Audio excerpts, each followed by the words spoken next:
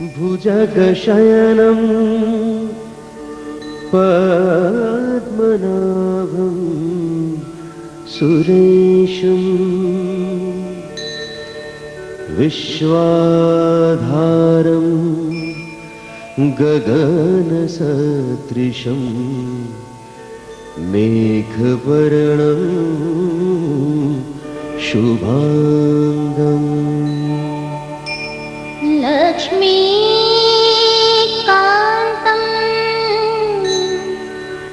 कमलनयनं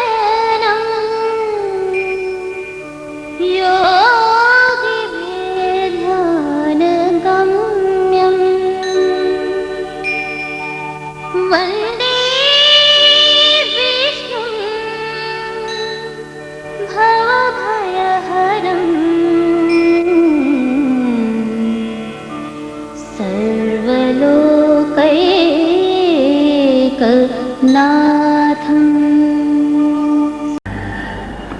योऽन्तः प्रविश्य मम वाचमिमां प्रसुप्तां सञ्जीवयत्यखिलशक्तिधरस्वधाम्ना अन्यांश्च हस्तचरणश्रवणत्वगादीन् प्राणान् नमो भगवते पुरुषाय तुभ्यम्। गुरुर्ब्रह्मा गुरुर्विष्णुः गुरुर्देवो महेश्वरः गुरुस्साक्षात् परब्रह्म तस्मै श्री गुरुवे नमः। ईश्वरो गुरुरात्मेति मूर्तिभेदविभागिने व्योमवद्व्याप्तदेहाय दक्षिणामूर्तये नमः। कविश्रेष्ठाय गुरवे श्रीगोदातीरवासिने विठ्ठलांघ्रिविलीनाय गणुदासाय ते नमः। प्रपन्नपारिजाताय तोत्रवेत्रैकपाणये ज्ञानमुद्राय कृष्णाय गीतामृतदुहे नमः। पुंडलीकवरदा हरिविठ्ठल सद्गुरु ज्ञानेश्वर तुकाराम महाराज की जय। जय जय रघुवीर समर्थ। सज्जन हो,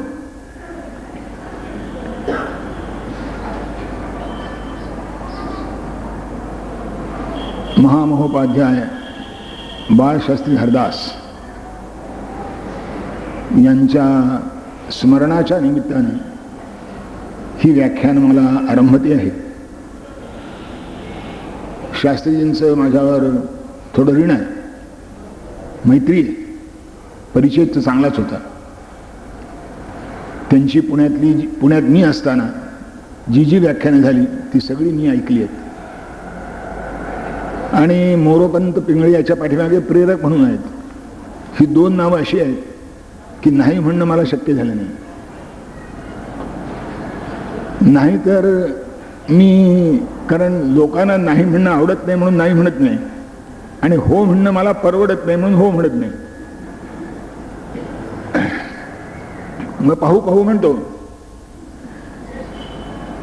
ते कोणाला आवडत नाही. पण या खेपेला तसं काही करता आलं नाही. तेव्हा आता 3 दिवस आपल्याला सोसलं पाहिजे. आजचा विषय महाभारत आणि आधुनिक साहित्य कसं आहे.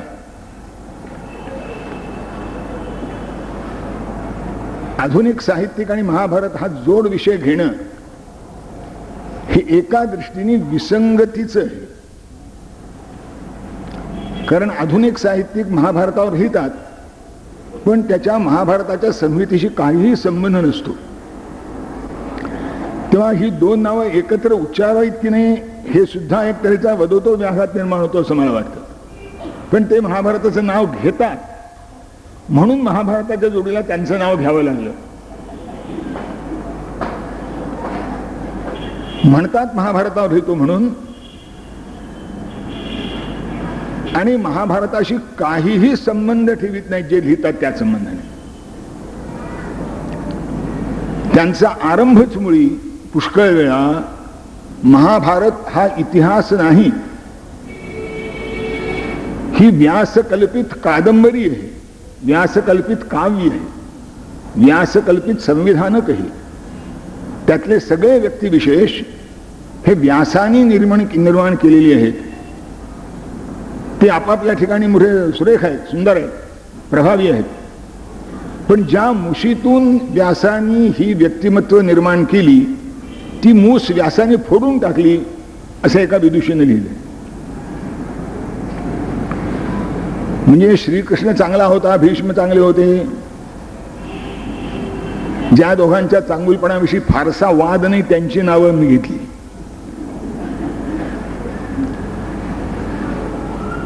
पण हे ऐतिहासिक पुरुष नाहीत, हे कल्पित पुरुष आहेत. आणि मग श्रीकृष्ण आणि कर्ण हे एकाच व्यक्तिमत्वाचे दोन आविष्कार आहेत. व्यासाने कर्णाला पार्थिव स्तरावर ठेवलं आणि कृष्णाला उदात्त स्तरावर ठेवलं. कृष्ण उदात्त स्तरावर होतो त्याचं यथार्थ वर्णन व्यासाने केलं असं नाही म्हणायचं. आपण सगळे रसिक साहित्य श्रोते आहात, त्या यातला दंश आपल्या लक्षात येईल की कृष्णाला व्यासानं उदात्त स्तरावर ठेवलं आणि कर्णाला पार्थिव स्तरावर ठेवलं. कर्ण पार्थिव स्तरावर होता असं नाही म्हणायचं, त्याचं यथार्थ वर्णन व्यासाने केलं असं नाही म्हणायचं. व्यासाने त्याला ठेवलं. वास्तविक ह्या दोन्ही एकाच व्यक्तिमत्वाचे आविष्कार आहेत. आता यातल्या इतकं वाईट आणि असत्य काही नाही. आणखीन एक थोडा साहित्यिकांना विचारण्यासारखा प्रश्न आहे. मी साहित्यिक नाही सुदैवानी, पण समजा आपण अशी कल्पना करू की महाभारत हा जर इतिहास नसेल तर महाभारतात जी पात्र व्यासाने रंगवली आहेत कल्पनेने आपल्या, ती जशीच्या तशी वर्णन केली पाहिजेत की नाही. जर इतिहास असेल तर नवीन मिळालेल्या पुराव्यांनी, हे मागचं तर गेलं हा नवीन पुरावा मिळाला, जसे शिवाजी महाराजांच्या आग्र्याहून सुटका झाली, आम्ही आतापर्यंत ऐकत होतो किती पेटाऱ्यातून झाली. आता नवीन संशोधक म्हणतात की पेटाऱ्यातून झाली नाही, ते तसेच निघून आले घोड्यावर बसून. आता कोणा ठोक त्यावेळेला कोणीच उपस्थित नव्हतं आणि हे यंत्र तर नव्हतं की शिवाजी महाराजांचं पळून जाताना चित्रण करीत. पण निदान इथे तरी वादविवाद कोणाचा नाही की शिवाजी महाराज आग्र्याला होते आणि औरंगजेबाच्या अत्यंत कपटी, धूर्त, चाणाक्ष, लुच्चा अशा लोकांच्या नजरेतून सुटून महाराष्ट्रात आले एवढं तर निश्चित आहे. आणि ते अजून कुणी नाकारलं नाही.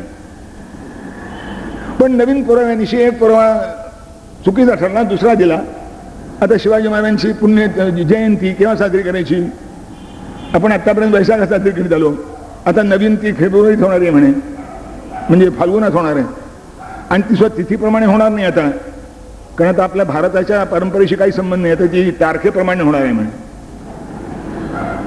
आतापर्यंत जयंत्या ह्या तिथीप्रमाणे होत आल्या, पण त्या जयंतीची तिथीच बदलली, त्याची तारीख झाली. आता ते तशाप्रमाणे होणार. आता शिवाजी महाराज जन्माले एवढं तरी मान्य केलं, हे पुष्कळ झालं. आता ते फाल्गुनात जन्माले का वैशाखात जन्माले हा चर्चेचा विषय आहे. हा पुरावा आहे, तो पुरावा आहे. इतिहास संशोधकांना नवीन नवीन पुरावे सापडत असतात. काही ते लपवतात, काही चोरतात, काही जाळतात, काही पुढे आणतात. ते सगळ्या गोष्टी चालतात तिथे. पण निदान नवीन पुरावा सापडतो. महाभारताविषयी असं काय सापडलंय की जे महाभारतात आहे त्याच्यापेक्षा इतिहासच नाही, तेव्हा ते सापडण्याची काही शक्यता नाही. ती कल्पना आहे. आता जर महाभारत ही कल्पना असेल तर महाभारतात जे नाही ते त्या व्यक्तीच्या माथी महाभारतात म्हणून मारता येईल का? इतिहासात नवीन पुराव्यांशी मारता येतं. उदाहरणार्थ गडकरी यांचं एकच वेळा नाटक आहे. त्यात रामा हे चांगलं पात्र आहे आणि तळी राम हे वाईट पात्र आहे. दोघांच्या मनात राम आहे, एकाच्या मनात शेवटी, एकाच्या मनात सूर्य आरंभ आहे. दोघांच्या मनात राम आहे नावात. आता उद्या जो कोणी असं लिहिलं की गडकरी यांनी तरी रामाला पार्थिव स्तरावर ठेवलं आणि रामलालाला उदात्त स्तरावर ठेवलं, किंवा खरं म्हणजे रामलाल हाच धूर्त होता, उच्चा होता, त्यानं सुधाकराला बिघडवलं, तरी रामानं त्यांना दुरुस्त करण्याचा प्रयत्न केला, पण गडकऱ्यांचं त्याच्याशी शत्रुत्व असल्यामुळे त्यांनी असं केलं. आता असं नाटकाविषयी लिहिता येईल का? कारण कल्पित पात्र आहे, ते जसं आहे तसं सांगितलं पाहिजे. जर ऐतिहासिक पात्र असेल तर नवीन पुराव्याने काही वेगळं सांगता येईल. जर महाभारत ही कल्पना असेल तर महाभारतात जे नाही ते मांडताच येणार नाही. पण नाटककारांनी आणि कादंबरीकारांनी या नियमाला संपूर्ण हरताळ फासलेला आहे.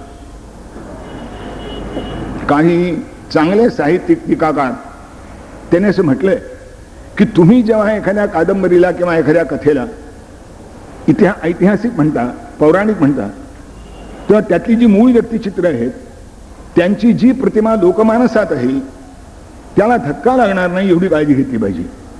ते विपरीत होता कामा नये. नाही तर तुम्ही त्याला ऐतिहासिक म्हणू नका. मी आपल्याला एक प्रश्न विचारतो की शिवाजी महाराज आग्र्याला गेले, तिथे त्यांचा अपमान झाला, ते परत आले, हा इतिहास आहे. आता शिवाजी महाराज आग्र्याला कशा करता गेले? शिवाजी महाराजांच्या जीवनामध्ये कल्याणच्या सुभेदाराच्या सुनेचं एक प्रकरण आहे की त्या आबाजी सोंदेवाने कल्याण जेव्हा पराभूत केलं तेव्हा त्या तिथली संपत्ती आणि त्या तिथल्या जो मंडलेश्वर कोणी अधिकारी आहे त्याची सून ती अतिशय सुंदर होती, तिला आणली आणि शिवाजी महाराजांना अर्पण केली. शिवाजी महाराज भारतीय परंपरेत वाढलेले, रामायणाच्या संस्काराने मोठे झालेले, त्यांनी त्या माऊलीकडे पाहिलं आणि ते म्हणाले की आमच्या मातोश्री जर अशा असत्या तर आम्ही असेच झालो असतो. ऐकणाऱ्याचा अंतःकरण गलबलून आला असेल त्या की एवढा मोठा मनुष्य मुसलमानांचे अत्याचार रोज पाहतोय, त्या अत्याचाराच्या विरोधात उभा राहतोय, पण ज्या जातीचे अत्याचार मुसलमानांनी केले त्याचा संधी आली असताना सुद्धा जवळून सुद्धा स्पर्श त्याला केला नाही, हे शिवाजीचं शिवाजीपण आहे. पण आता हे कथानक ऐतिहासिक नाही असं इतिहासवाले म्हणतात. ठीक आहे, आपण मान्य करू, पण शिवाजीचं जे व्यक्तिमत्व आम्हाला सगळ्यांना माहिती आहे त्याच्याशी सुसंगत आहे की नाही? तेव्हा कादंबरीकाराला, नाटककाराला हा वाव आहे. काही कल्पना लढवायचीच असली तर, अर्थात हे ऐतिहासिक आहे नाही की नाही मला माहित नाही, ते ऐतिहासिक असावं असं मला वाटतं, पण इतकं चांगलं असणं ऐतिहासिक लोकांना परवडत नाही म्हणून कदाचित ते काढून टाकलं असं मला माहित नाही. कारण असाही एक विचार आहे की सूडबुद्धीनंच वागलं पाहिजे, तेव्हा शिवाजी महाराजांनी ती सून परत पाठवली, चूक केली असे म्हणणारे लोक आहेत मला माहिती आहे. आणि अगदी लहान ते लोक नाही, मोठे आहेत. पण इतिहास नाही म्हटलं तरी शिवाजी महाराजांचं व्यक्तिमत्व ज्याच्यामुळे बाधित होणार नाही असं हे आहे. आजच्या साहित्यिकांनी जर कल्पना केली मला सांगा, कारण त्यालाही थोडा पुरावा कुठेतरी आहे, तो प्रत्यक्ष आहे का कवी कल्पित आहे मला माहित नाही. माधवराव पटवर्धनांचं बेगमेचं शिवाजीच पत्र असं काहीतरी कविता आहे म्हणे. तर ती औरंगजेबाची एक मुलगी होती आणि तिथे शिवाजीवर प्रेम होतं आणि त्यांनी शिवाजीला एक पत्र पाठवलं. ते पत्र धड मराठी नाही, धड फारशी नाही, आणि म्हणून अनंत गाणेकरांनी त्याची टिंगल करताना शिवाजीने जे उत्तर पाठवलं ते म्हणजे तुझ्या पत्रातला काही भाग मला कळाला पण काही भाग कळला नाही. जरी या मराठमोळ्या शिवबाचा अर्थ व्हावा तरी फारशी मराठी माझं कोश पाठवावा. कारण माधवराव पटवर्धनांचा फारशी मराठी कोश म्हणून एक कोश आहे, तो पाठवून दे म्हणे. आता हा पुरावा ऐतिहासिक नाही मला माहित नाही. तेव्हा शिवाजी जो आग्र्याला गेला होता ते औरंगजेबाची ती प्रेम करणारी मुलगी पळवून आणण्याकरता गेला होता, अशी जर कादंबरी कोणी लिहिली तर आपल्याला परवडणार आहे का तेवढं मला सांग. कल्याणच्या सुभेदाराच्या सुनेची कल्पना शिवाजीच्या चारित्र्याशी सुसंगत असल्यामुळे एक वेळ सहस करण्यासारखी आहे. पण ही जर कल्पना कोणी केली की कल्याणची ती औरंगजेबाची जी मुलगी आहे तिला पळवून आणण्याकरता शिवाजी इथून तिकडे गेला होता तर आपल्याला सहन होईल का? कारण शिवाजी चारित्र्यावर पूर्ण आघात करणारी, शिवाजी चरित्र विकृत करणारी अशी ही कल्पना आहे. जेव्हा तुम्ही तुमचं लेखन ऐतिहासिक किंवा पौराणिक आहे म्हणता, महाभारतावर आधारलेलं आहे असं म्हणता, तेव्हा हा विचार मनाशी ठेवणार आहात की नाही? पण ह्या आधुनिक साहित्यिकांनी ठेवलेला नाही. ही परंपरा खंडित होईल असं वाटलं होतं, पण आज तागायत ती परंपरा खंडित झाली नाही. जेव्हा महाभारतावरचं नवीन पुस्तक येतं ते बहुतेक याच वळणावरचं असतं की ज्याचा महाभारताशी मुळात काही संबंध. मोठी मोठी माणसं आहे, इरादेवी कर्वे मोठे विद्वान आहेत, एका विभागाचे किती वर्ष प्रमुख होते, विद्यावाचस्पती पदवीचे परीक्षक होते, एका शास्त्रातल्या निपुण होते, त्यांचा धाक होता विद्वानांना सुद्धा. अशा आहे त्यांनी त्या कुंतीचं आणि गांधारीचं जे वाटोळ केलंय त्याला सीमा नाही. त्या भीष्माचार्यांचा इतका अपमान केला आहे की त्याला सोय नाही. कुरुकुलातील स्त्रियांची विटंबना भीष्माचार्यांनी केली असं युवराज तुम्ही लिहितात. कुरुकुलातील स्त्रियांची विटंबना, त्यांच्या विटंबनेला भीष्माचार्य कारणीभूत झाले असं युवराज तुम्ही लिहितात आणि मग आपल्या बाजूने पुरावे सादर करतात. पहिला पुरावा काय? तो विचित्रवीर्य म्हणून त्यांचा जो सावत्र भाऊ होता सत्यवतीचा मुलगा, तो क्षयी आहे, आता लवकरच मरणार. आता कुरुकुलाला आधार नाही कारण त्याचा थोरला भाऊ युद्धात मेला आहे. आता हा एकुलता एक शिल्लक राहिला आहे. आता याला एक क्षय झाला आहे, हा मरणार आहे. म्हणून भीष्मानी घाईघाईनी काशीराजांच्या मुली स्वयंवरातून पळवून आणल्या आणि त्याचं या विचित्र वीर्याशी लग्न लावलं. का? तर निदान वंश चालू राहायला क्षेत्र तरी उपलब्ध राहावं. म्हणजे याच्यावर भाष्यकारांना मला सांगू नका की तू विचित्र तर मरणारच आहे, पण त्याच्याशी लग्न झाल्यामुळे त्याची जी बायको आहे ती क्षेत्र म्हणून उपलब्ध होईल आणि मग कोणीतरी त्यावेळेच्या पद्धतीप्रमाणे नियोगाने परंपरा कोणी चालू राहता येईल. म्हणून भीष्माने त्याला पळवून आणले. आता भीष्माने पळवून आणले खरं, त्यावेळेला स्वयंवरामधनं असं पळवून नेणारा राक्षस पद्धतीचा विवाह म्हणत आणि धर्मशास्त्रांनी क्षत्रियांच्या करता राक्षस पद्धतीचा विवाह संमत मानलेला आहे. ते अगदी तेव्हापासून ते पृथ्वीराज संयोगितेपर्यंत ते प्रकरण आपल्याकडे विद्यमान होतं. पण मुलगा आता क्षयाने मरायचा आहे, त्याला क्षेत्र उपलब्ध व्हावं म्हणून आणल्या, हे यातलं खोटं आहे. त्यांनी 7 वर्ष संसार केला लग्न झाल्यानंतर, मग त्याला क्षय झाला आणि मग तो मेला. आणि हा क्षयी असता तर त्या पळून आणलेल्या ज्या मुली आहेत त्यांची विचित्र बियाशी जेव्हा भेट झाली, गाठ झाली, तेव्हा आपल्या गुणाला रूपाला तुल्यबल पती आपल्याला मिळाला म्हणून त्यांना आनंद झाला. क्षयी माणसं असं पण आनंद होणे शक्यता आहे का? तरुण्यांनी मुसमिसलेल्या स्त्रियांना त्यांच्या तारुण्याने त्या कशा मुसमुसलेल्या होत्या याचं वर्णन महाभारतामध्ये आहे. आणि आपल्याला अनुरूप असा पती मिळाला असा आनंदही त्यांना आहे. तिथे 7 वर्षाचा उल्लेख आहे. इरावती विधितात की वर्षाचा उल्लेख मी महिना असा समजते. आता तिथे समाज सप्त असं आहे, या म्हणतात मी समाज सप्त न म्हणता समाज षष्ठ म्हणते. अरे हा काय तुम्हाला स्वातंत्र्य वाटेल करायचं? तिथे समाज सप्त आहे ना. आणि पुन्हा त्या संतुष्ट झाल्या आपल्याला चांगला नवरा मिळाला म्हणून आनंदित झाल्या, या वाक्याचं काय करणार? किंवा पळून आणलेल्या मुलींना दुःख नाही, कारण परंपरा आहे, पद्धती आहे ती. तसंच आंब्याच्या बाबतीत त्याने आंब्याचं मन त्या शाल्वावर होतं हे जर माहिती होतं तर भीष्माने त्याला पळून आणलीच कशाला? आता तिघी स्वयंवराला उभ्या होत्या आणि त्यांना तिघीनं आणलं. परत आल्याबरोबर आंबेनी सांगितलं की माझं मन शाल्वावर आहे. लग्न समारंभ जेव्हा आता करायचं ठरलं की पळवून आणलेली मुलगी तशीच ठेवली जात नसे, मात्र घरी आल्यावर यथासांग लग्न समारंभ होत असे अगदी शास्त्रोक्त पद्धतीने. म्हणजे प्रेमविवाह असला तरी रजिस्टर्ड नव्हतं असं मला सांगायचं. धार्मिक विधीने लग्न होत असे. तो लग्न समारंभ जेव्हा ठेवला त्या मुलीने सांगितलं, आंबेनं थोरली, की माझं मन शाल्वावर आहे. भीष्मानी बरोबर तिच्या पुरोहित देऊन सैनिक देऊन रथामध्ये घालून तिला शाल्वाकडे तिच्या बापाकडे परत पाठवली. आता त्या शाल्वानं तिला स्वीकारले नाही. ती पुन्हा भीष्माकडे परत आली. त्यामुळे तो शाल्व माझा स्वीकार करीत नाहीये, तू माझ्याशी लग्न कर. ते म्हणजे मी आजन्म ब्रह्मचारीची प्रतिज्ञा केली, मी तुझ्याशी लग्न करणार नाही. तिला वाईट वाटलं, तिला राग आला आणि आला कोणाचा? शाल्वाचा नाही, भीष्माचा. आता हा जुलूम आहे की नाही? शाल्वावर उभं नाही म्हणून ही शाल्वाकडे गेली, शाल्वानं स्वीकारलं नाही. भीष्माने नाकारणं स्वाभाविक आहे. जी दुसऱ्यावर प्रेम करणारी त्याला भीष्माने काय म्हणून स्वीकारावं? समजा भीष्माचं ब्रह्मचर्याचं व्रत नसतं, दुसऱ्यावर प्रेम करणारी बाई आपण घरात कोण घेईल?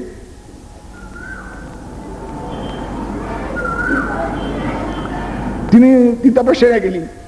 नंतर तो आकृतव्रण नावाचा एक कुणी परशुरामाचा शिष्य त्याला भेटला, त्याच्याशी ती काही बोलली, त्याला तिची दीव आली. ते परशुरामाला जाऊन तिने सांगितलं. त्या आकृतव्रणाशी बोलताना ती अंबा स्वच्छ शब्दात सांगते की अपनीतास्मी भीष्मेण भगवन अविजानता नाहं जानाति भीष्मो मे भगवन शाल्वगतम मनः. महाभारताच्या संशोधित आवृत्तीतला श्लोक आहे हा. अंबा सांगते की माझं मन शाल्वावर होतं हे भीष्माला माहित नाही, आणि इरावती म्हणतात की शाल्वावर तिचं मन होतं ते भीष्माने पळवून आणलं कशाला. आता अंबेची माहिती इरावती बाईंना शाल्वापेक्षा आणि भीष्मा यांच्यापेक्षा जास्त. खुद्द आंब्याला सुद्धा जे माहित नाही ते इरावती बाईंना माहित झाली. आणि मग भीष्माने कुरुकुलाच्या स्त्रीची विटंबना केली. त्या कोणी विचित्र वेगळे मेल्या, त्याच्यात अंबिका आणि अंबालिका 2 विधवा झाल्या. त्यावेळेच्या पद्धतीने म्हणजे वंशाला अंकुर पाहिजे, नियोग पद्धती त्याला रूढ होती. तेव्हा सत्यवतीनं भीष्मालाच विनंती केली की तूच एक काम कर. भीष्म म्हणजे मी ब्रह्मचर्याची प्रतिज्ञा आहे, त्याथे बसत नाही. त्यातनं पळवाट काढण्याची त्यावेळेला सवय नव्हती. माणसं प्रामाणिकपणे दिलेला शब्द जसाच्या तसा पाळीत असत. मग आता काय करायचं म्हणाली.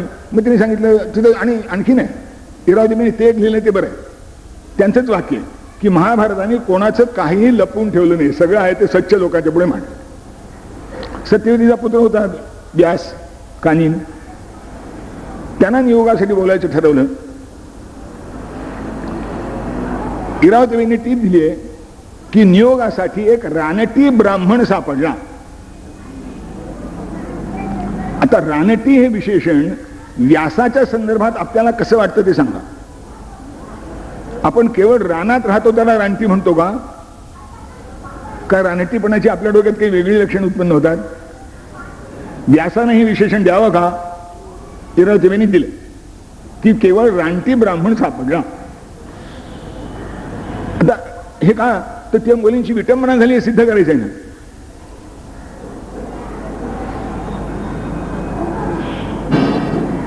बरं त्यात आणि असेल तर थोडी सत्यवतीची चूक आहे, भीष्माची नाही. व्यासाने सांगितलंय की मी येईन, नियोग करीन, पण माझं तेज तुझ्या सुनांना सहन व्हायचं नाही. मी सांगतो ते बरं त्यांनी काही दिवस करावं, वर्षभर करावं, आणि मग मी येईन. सत्यवतीला काय झाली होती कोणाला ठाऊक घाई. तिने नाही इतकं थांबायची काय गरज नाही मला. भीष्म आले, त्यांनी नियोग केला. भीष्मांचं तेज पाहून एकीने डोळे झाकले,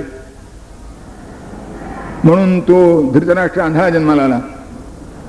पुन्हा भीष्माने विनंती केली की आंधळा जन्माला व्यंग याला किंवा चांगला पुन्हा झाला पाहिजे. म्हणून दुसऱ्या वेळेला त्या अंबालिकेकरता झाले, तेव्हा तिने भीष्माचं तेज पाहून ती पांढरी फटक पडली, म्हणून पांडू पांढरा झाला. पांडू शब्दाचा अर्थ पांढरा एवढाच आहे. आता यात भीष्माची चूक काय असेल तर सत्यवतीची आहे.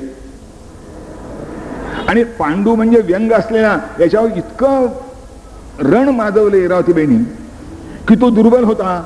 त्यांनी पांडू म्हणजे पांडुरोगी गृहीत धरला. पांडुरोगी म्हणजे आजच्या भाषेत ॲनिमिक, की ज्याला ॲनिमी आहे जन्मतः, असं नाही. तो जन्माला आला तेव्हा अत्यंत तेजस्वी, प्रकाशमान, दिव्य कांतीने युक्त असा जन्माला असं वर्ण आहे. फक्त पांढरा होता. माणसाच्या त्वचेमध्ये एक वर्ण निर्माण करणारा जो अंश असतो तो नाही, म्हणून तो पांढरा आहे. अशी पांढरी माणसं जन्मतः पुष्कळ भेटतात. आणि मग येतात तो पांडू म्हणून म्हणजे पांडुरोगी, पांडुरोगी म्हणून दुबळा, दुबळा म्हणून नपुंसक. आणि नपुंसकाशी दोघांचे लग्न लावलं, एक कुंती आणि एक माद्री. आमंत्रण देऊन आणून दोघींना मागणी घातलेली आहे. कुंती स्वयंवरात उभी आहे आणि माद्रीला मागणी घातली आहे. कुंती स्वयंवरामध्ये उभी आहे, पांडू त्या स्वयंवरात उपस्थित आहे. आणि महाभारत वर्णन करतं की हा सिंहदंश, महोरस्क, तेजस्वी असं जो पांडू आहे, त्या पांडूला पाहून कुंतीनी भूमिपाल सहस्राणाम मध्ये पांडुमविंदत, हजारो राजे लोकांच्या मध्ये कुंतीनं आपणहून पांडूला स्वीकारलं. भूमिपाल सहस्राणाम मध्ये पांडुमविंदत या म्हणतात गळ्यात बांधली. आणि त्याच्याकरता एक पुरावा देतात, कुठला? महाभारताच्या संस्कृतीच्या वृत्तीत नाही. कुंती फार सुंदर होती आणि म्हणून त्याला कोणी मागणीच घालत नव्हतं, असा एक पाठ आहे. नाव ऋणवन, पण तो खाली टळटिप येत आहे. महाभारताच्या संस्कृतीच्या वृत्तीने स्वीकारला नाही आणि कोणी मागणीच घालत नव्हतं. असं मला सांगा, फार सुंदर असेल तर मागणी जास्त येतील का मुळीच येणार नाहीत? म्हणून स्वयंवर मांडलं. त्या स्वयंवरामध्ये तिने स्वीकारलं, त्याला पांडूला स्वीकारलं. आता यात दोष असला असता पांडूचा, भीष्माचा काय? आणि जे आरोप, जे विशेषणं भीष्माला पांडूला दिली आहे त्याचा पत्ता नाही. कारण हजारो लोकांच्या, मला खरंच सांगा, जो दुबळा आहे आणि नपुंसक आहे त्याचे हालचाल हावभाव कसे असतात आपण कधी पाहत नाही का? पुरुषासारखं त्याच्या शरीरावर काही नसतं आणि त्याचं शरीर स्त्रीसारखं दिसत नाही, अशी काहीतरी भानगड असते तिच्यावर. त्याला पुरुष म्हणता येत नाही, स्त्री म्हणून नाकारता येत नाही. आता हजारो राजांच्या मध्ये पांडूला स्वीकारला आहे कुंतीनी, आणि ह्या त्याला म्हणतात तो नपुंसक होता, पुढे तो शाप आहे. पण त्याच्या आधी वर्णन आहे की तो जेव्हा विवाह झाले, माद्रीशी तर आमंत्रण म्हणजे मागणी घालून विवाह केला. त्या माद्रीच्या भावानं तो म्हणले, हे बघा, खरं म्हणजे मुलीचं धन घेऊ नये असं धर्मशास्त्र आहे, पण आमची शेकडो वर्षाची परंपरा मुलीचं धन घेण्याची आहे. तेव्हा व्यासाने ते, भीष्माने ते मान्य करून त्याला भरपूर धन दिलं आणि माद्रीशी लग्न केलं. अशा 2 बायकांचे लग्न झालं. त्यानंतर हा मधुचंद्राला जायच्याऐवजी दिग्विजयाला गेला. पांडू रणांगणावर पराक्रम करून दिग्विजय केला, भारतवर्ष जिंकला त्यांनी, परत आला, ते सगळं धन धृतराष्ट्राला अर्पण केलं आणि मग आपल्या दोन्ही बायकांना घेऊन तो वनविहाराला गेला मागून. म्हणजे आधी पराक्रम करून आला आहे. आता दुबळे आणि नपुंसकाला हे शक्य आहे का? कारण त्यावेळेचा पराक्रम AK-47 होत नाही. त्यावेळेच्या पराक्रमाला खरंच मनगटामध्ये शक्ती लागते. धनुष्य चालवायचं झालं काय, तरवार चालवायचं झालं काय, गदा चालवायचं झालं काय, भाला चालवायचं झालं काय, आज सोपं झालंय. आज शक्ती काय लागत नाही, फक्त बोट हल्लं म्हणजे झालं. यापेक्षा आणखीन ताकद काही लागत नाही. अशी त्यावेळेस ते सगळं लागत होतं. तो परत आला आणि तिथे वनामध्ये गेल्यानंतर तिथे जे वनवासी लोक होते त्यांना पांडू कसा दिसला, महाभारताने वर्णन केले. करेण्वोरिव मध्यस्था श्रीमान पौरंदरो गजा, की 2 हत्तीणीच्या मध्ये एक हत्ती जसा शोभतो तसा पांडू शोभला. आता हत्तीणी आणि हत्तींची उपमा जी काव्यामध्ये येते ती कोणत्या संदर्भात येते हे इरावतीबाईंना सांगायला पाहिजे का? पण ती भीष्मानं आज्ञा केला कळवायचंय. त्या गांधारीचं तसंच, ती आंधळ्याच्या गळ्यात बांधली म्हणाल. आता आंधळ्या मुलाचं लग्न करू नये असं काही परंपरा आहे का? आंधळ्या मुलाचं लग्न करू नये अशी परंपरा नाही. आंधळ्या मुलाचे लग्न होतात, चांगली होतात. तो धृतराष्ट्र आंधळा होता, चांगला होता, बाकी सगळा. हा, आंधळ्या मुलाशी लग्न करू नये हे केव्हा वाईट ठरेल? मुलगा आंधळा आहे हे न सांगता केलं तर. की मुलगा आंधळा आहे हे मुलीच्या बापाला सांगितलं नाही आणि मग त्याला फसवून आणली आणि मग आल्यावर त्याला कळलं आपला नवरा आंधळा आहे, तर ते वाईट झालंय कराय. इथे भीष्मानी जगजाहीर आहे, भीष्मानी सांगितलंय. आणि तो सुबल, तिचा जो बाप गांधारीचा, अचक्षुरिती तत्रासी सुबलस्य विचारणा, की मागणी आली आहे, चांगली आहे, स्थळ चांगलं आहे, पण मुलगा आंधळा आहे. त्या सुबलाला जरा विचार पडला, म्हणजे गांधारीच्या बापाला. पण कौरवांचं कुल, त्यांची संपत्ती, त्यांचं ऐश्वर, त्यांचं साम्राज्य हे सगळं लक्षात घेऊन सुबलानं आपणहून गांधारी दिली. आता यात भीष्माचा काय दोष? सांगितलं नसतं तर दोष निर्माण झाला असता. पण महाभारतात स्वच्छ शब्द आहे, अचक्षुरिती तत्रासी सुबलस्य विचारणा, की तो आंधळा आहे ही सुबलाची म्हणजे गांधारीच्या बापाची चिंता होती. स्वाभाविक आहे, ती मुलगी इतकी चांगली आहे, आता काय करायचं? पण ठीक आहे, फक्त डोळेच नाही, बाकी सगळं चांगलं आहे, मग देऊ म्हणून दिली. गांधारीने डोळ्याला पट्टी बांधून घेतली. त्यावेळेची पतिव्रतेची कल्पना. काही साहित्यिकांनी लिहिलंय, नवऱ्यावर सूड काढण्याकरता तिने डोळ्याला पट्टी बांधून घेतली. तू आंधळा तर मी आंधळा, म्हणजे तुझी सेवा मला काय करायला नको. जणू काही तो धृतराष्ट्र म्हणजे कुठेतरी एखाद्या वन रूम किचन मध्ये राहणारा मनुष्य आहे आणि आता त्याची सेवा ही न करील तो कोण आणावा हा प्रश्न. आता या सेवेला हजारो दासदासी आहेत, सम्राट आहे, तर तुझी सेवा मी कर्तव्य नाही मला, म्हणून मी आंधळी, तू आंधळी तर मी आंधळा, असं एका साहित्यिकाने लिहिले. ती सूड काढला धृतराष्ट्रावर. यांना चांगलेपणाची कल्पनाच येत नाही, इतकी यांची मनोवृत्ती हीन झालेली आहे. उदात्तता, मोठेपण यांना पेलतच नाही, सोसतच नाही.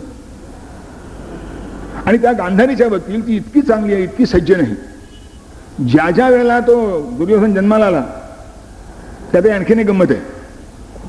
पांडवांच्या जन्माच्या बाबतीत कुंतीला दिलेला जो दुर्वासाचा आशीर्वाद त्यांनी काही मंत्र दिले आणि त्या मंत्रबळावर देवता प्रसन्न झाल्या आणि मग त्याला एकेका देवतेपासून एक एक पुत्र झाला असं महाभारतात वर्णन आहे. हे सगळे साहित्यिक पांडूची ही औरस संतती नाही असं म्हणतात.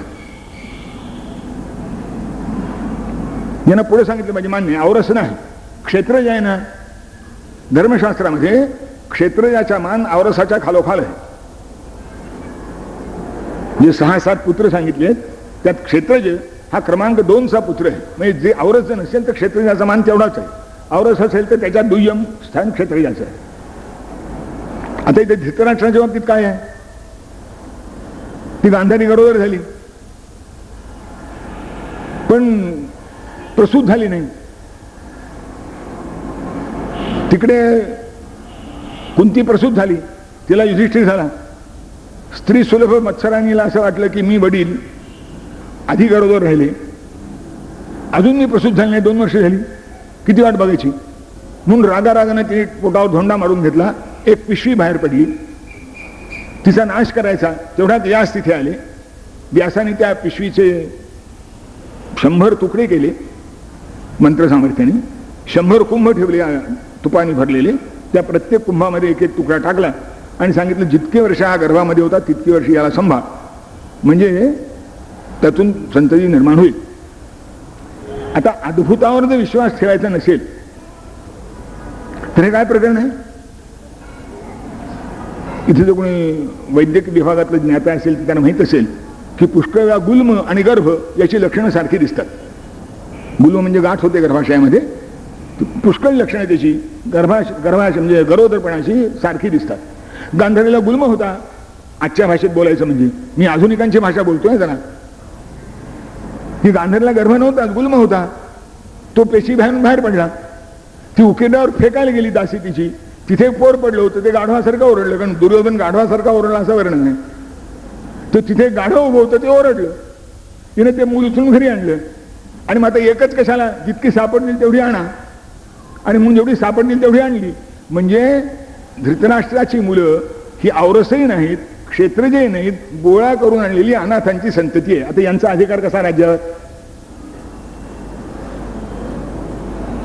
कारण याच्यावर विश्वास ठेवायचा नाही, चमत्कारावर विश्वास ठेवायचा नाही. जर पेशीची मुलं होतात, बाहेर पडलेल्या मांसपेशीची मांसपेंडाची मुलं होतात, तर नियोगाने मंत्रसामर्थ्याने मुलं का होऊ नयेत? म्हणजे पांडव जन्माला आले ते अद्भुत म्हणून अमान्य. इथे पिंडाची मुलं झाली ते मात्र अद्भुत आणि मान्य का? धृतराष्ट्र सोयीचा, दुर्योधन सोयीचा म्हणून. आणखीन काही कारण नाही. तर्कशास्त्र काय? आणि अशी तो दुर्योधन गाढवासारखा ओरडला असं वर्णन आहे. त्याचं लक्षण अशुभ आहे. म्हणून कुंती म्हणते की हे पोर चांगलं नाही, कुलाचा नाश करी, याला तुम्ही रानात टाकून द्या, सोडून द्या, त्याग करायचा. हा मुलगा बरा नाही. आणि हे व्यासाने आधी उमगलं होतं. म्हणून व्यास सत्यवतीला आणि तिच्या 2 सुनांना म्हणजे धृतराष्ट्राच्या आणि पांडूच्या आईला सांगतात की बायानो, तुम्ही आता इथं न राहणं बरं, पुढचा घोर कुलक्षय तुम्हाला पाहणार नाही, तुम्ही आता वानप्रस्थाश्रम स्वीकारा. आणि व्यासांचं म्हणणं ऐकून त्या 3 जणी वानप्रस्थाला निघून गेल्या. आणि त्यात अंबिकेच्या मुलाला उद्देशून म्हणतंय, अंबिके तव पुत्रस्य दुर्नयात भारता संशय, की अंबिके तुझ्या मुलाच्या दुर्नयामुळं, तुझा मुलगा म्हणजे धृतराष्ट्र, त्याच्या दुर्नयामुळं म्हणजे उद्धटपणामुळं आणि ती मुळे तुझा कुलाचा नाश होणार आहे असं व्यास सांगतात. आणि महाभारताच्या संशोधित आवृत्तीत आहे.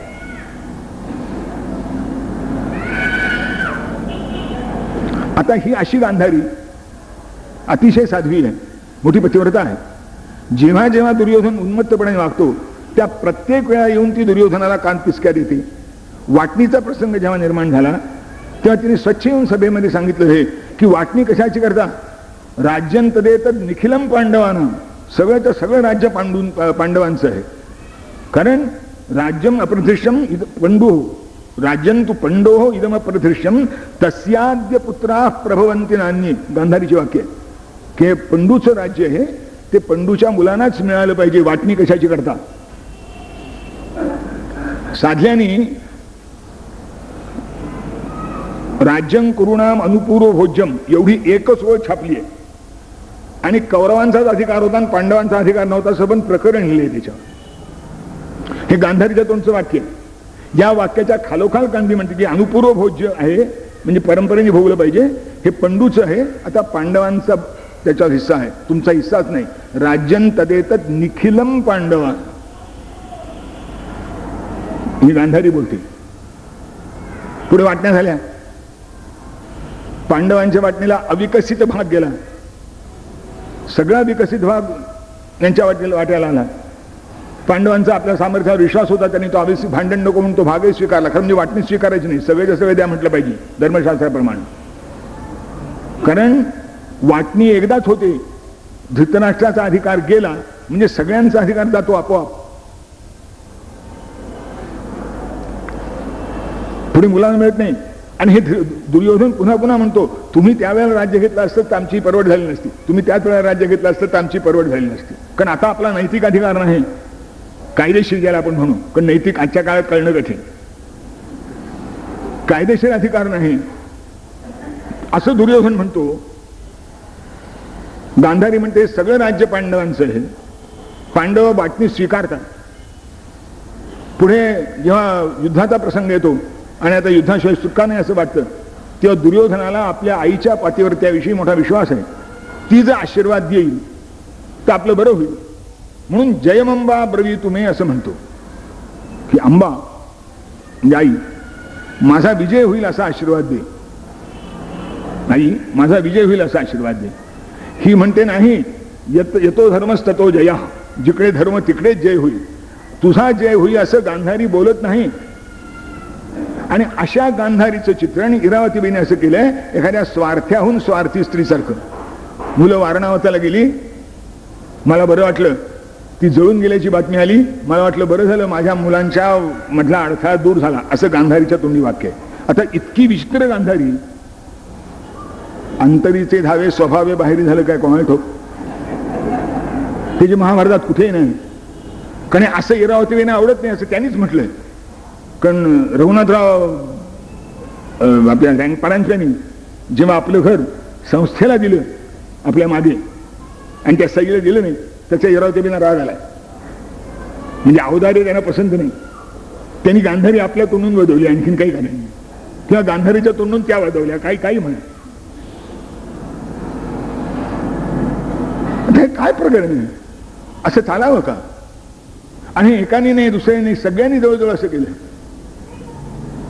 जिथे जिथे पांडवांचा चांगुलपणाचा प्रसंग आला तिथे तिथे त्यांना कसं अवमानित करावं याची जणू प्रतिज्ञा यांनी केलेली.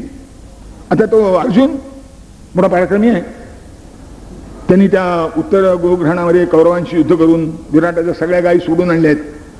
तेव्हा विराट प्रसन्न झाला आणि त्यांनी आपली मुलगी उत्तरा ही अर्जुनाला द्यायचं ठरवलं. अर्जुनाने नाकारलं, कारण शिक्षक आणि विद्यार्थीनी संबंध आहे, त्यामुळे त्याला बाट लागल्यासारखं होईल. आतापर्यंत आम्ही 1 वर्षभर मी शिक्षक, ती माझी विद्यार्थिनी, असे आम्ही राहिलो, ते दुसरं नातं बरं नाही. तेव्हा माझ्या मुलाकरता मी त्याला स्वीकारतो. दुर्गाबाई भागवताने लिहिले अर्जुनाला आपले वय आठवले. पुरुषाला कधी वय आठवतं? बर्ट्रांड रसेल सगळ्या जगामध्ये म्हणून गाजलेला वयाच्या 80व्या वर्षी त्यांनी 18 वर्षाच्या पोरीशी लग्न केले. त्याला वय आठवलं नाही. आणि ज्यानं पुढे 18 दिवस महाभयंकर युद्ध केले त्याला वय आठवायचं काय कारण आहे? तो एका नैतिक कारणाकरता उत्तरेला नाकारतो. पण नैतिक कारणाकरता नाकारतो म्हणजे पांडव मोठे ठरतात. ते कर्णापेक्षा मोठे ठरून चालत नाही. यानं कर्ण मोठा, सगळे काय जे चांगलं गुणवान करायचं ते कर्णाचं करायचं. तेव्हा हे सगळं असत्य आपल्या पुढे मांडणं जरा कठीण आहे. पण त्यातल्यात कर्ण जरा थोडा सविस्तर मांडतो आणि आजचा विषय संपवतो. मला माहिती ह्या वेळेला त्याने मोठे चातुर्याने फक्त व्याख्यानाची वेळ प्रसिद्ध केली, समाप्तीची वेळ प्रसिद्ध केली नाही. मागच्या वेळेला केली होती तेव्हा ह्या वेळेला तसं केलेलं नाही. ते मागच्या लक्षात ठेवलेलं दिसतंय मला. तेव्हा मी जाहीर करतो की आपली सामान्य व्याख्यानाची वेळ 6:15 ते 7:30 अशी असेल. तो आज थोडी 5-10 मिनिटं थोडी उशीर झाली तर झाली, कारण आपल्या कार्यक्रमालाही थोडा उशीर झाला आहे. कारण कर्ण एकदा नीट सांगितला पाहिजे असं मला वाटतं. कारण कर्णाची कादंबरी हेच मुळी प्रमाण झालंय कर्णाचे जीवनाचं. ते मृत्युंजय कादंबरी त्या साध्याने की युधिष्ठिराची जी काही असेल नसेल ती गुणवत्ता कर्णाच्या पदांगुलीचे नख धुवावयासही पुरेशी नाही. काय साहित्यिक वाक्य छान. तो कोणाचं नख आणि कोणाची गुणवत्ता? कर्णाचं नख आणि युधिष्ठिराची गुणवत्ता उलट असलं पाहिजे की कर्णाची काही असेल नसेल ती गुणवत्ता पांडवापैकी कोणाच्याही पायाचं नख धुण्यास पुरेशी नाही असं म्हटलं पाहिजे. भीम अर्जुन युधिष्ठिर सोडून द्या, पण नकुल सहदेव ती पोरं सुद्धा त्यांच्यापेक्षा सुद्धा कर्ण कमी प्रतीचं आहे. हा झालंय काय भानगड? अर्जुन म्हणा युधिष्ठिर म्हणा ज्या पक्षात उभे आहेत त्या पक्षामध्ये कृष्ण आहे आणि कर्ण ज्या पक्षात उभा आहे त्या दुर्योधन दुःशासन शकुनी आहे. आता दुर्योधन दुःशासना शकुनीपेक्षा कर्ण उंच आहे आणि कृष्णापेक्षा सगळेच बुटके आहेत. दुर्योधनापेक्षा कर्ण उंच, कृष्णापेक्षा अर्जुन बुटका. यांचा निर्णय कर्णापेक्षा अर्जुन बुटका. आता हे चमत्कारी गणित आहे की नाही? कर्ण प्रभावी आहे, चांगला आहे, पण तो त्या पक्षात म्हणून प्रभावी आहे, तिथे तेजस्वी आहे. ते जसं इथला काळा सावळा मनुष्य मराठवाड्यात गेला की गोरापान ठरतो आणि मराठवाड्यातला गोरापान इथं आला की त्याला काळा सावळा म्हणतात. ते स्वाभाविक आहे परिस्थितीप्रमाणे पाहणं. त्या दुर्योधनाच्या पक्षामध्ये कर्ण मोठा आहे मान्य आहे, खरंच आहे. कारण ते जितके निर्लज्ज आहेत तितका निर्लज्ज कर्ण नाही. नाही असं नाही, पण तितका नाही. निर्लज्ज आहे पण दुर्योधना इतका नाही, दुःशासना इतका नाही. त्याला थोडी केव्हा तरी लाज आहे. तर त्याचे दोन गुण म्हणजे तो जो निर्लज्जपणाचा थोडा कमीपणा जो आहे तेवढा आधी सांगतो, मग बाकीचा करणं सांगतो आपल्याला. जेव्हा त्याची समजूत काढण्याकरता आणि त्याला आपल्या पक्षाला वळवण्याकरता कृष्ण तिथे गेला.